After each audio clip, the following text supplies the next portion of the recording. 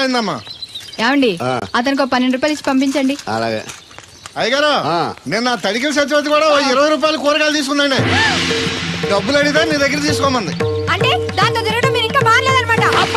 అయ్యి బాబాయ్ మానేశానే 4 రోజుల నుంచి అసలు దాని ఇంటి వైపు వెళ్ళలేదు. చెప్పారా? అవును నమ్మగారు, అసలు ఈ 4 రోజులు నుంచి ఆ వైపు వెళ్ళలేదు. కాకపోతే తడికి సత్యవతి 2-3 సార్లు మన సైట్లోకి వచ్చింది. అదిగో చిచ్చి, ఈ జన్మకు మీరు మారు. అది అందుకు రాలేదే, చెప్పులో ముళ్ళు కూర్చుంటే తీయడానికి వచ్చింది. బొంకకండి, ఇంకొక క్షణం కూడా ఈ కొంపలో ఉండను.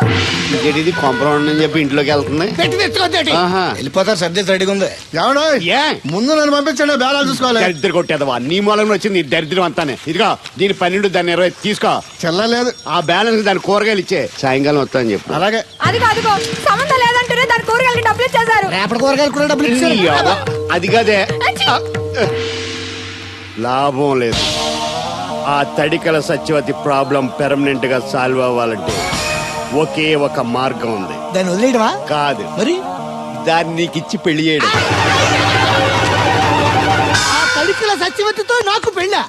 నేను మీకు మరీ ఎంత యాప్లో కనపడుతున్నానండి?